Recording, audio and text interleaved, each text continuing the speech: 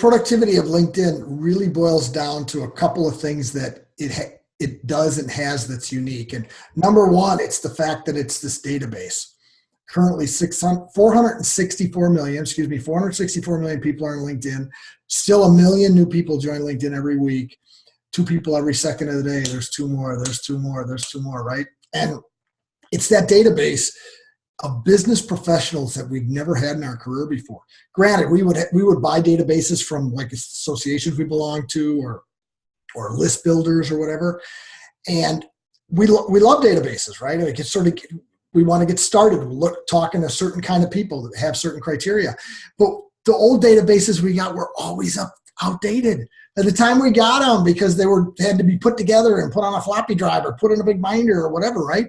And now this database is up to date, and that's because we keep it up, right? So it's the best database we've ever had, and from that standpoint, from the currency of it, but then secondly, it's the best database because of all the deep information that people put, which allows us to search by keyword and company names and so on and so forth. So the database is the first reason that it's such an important tool. The second part is that we get to actually put our stuff out there with this depth and interest and keywords.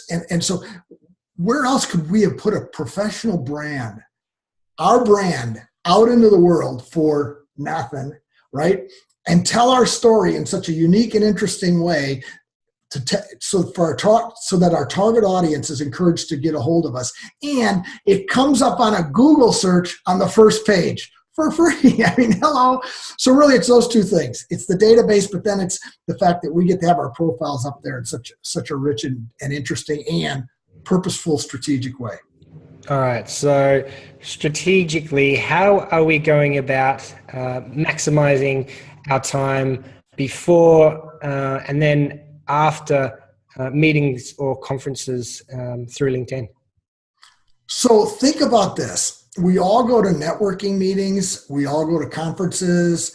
We spend a lot of time and money trying to get it. Sure, we're going to learn some stuff, usually those seminars and all that kind of stuff, no question about that. And maybe we get to add on a vacation and all that kind of stuff. But we go to the conferences and meetings mostly for the information and for the networking and to meet people, right?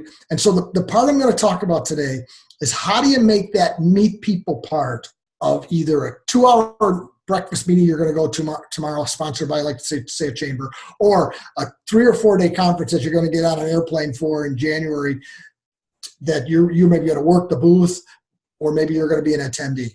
And so start with this. Start with the before.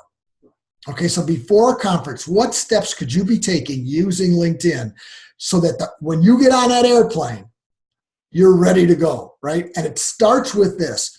Get a hold of the attendee list.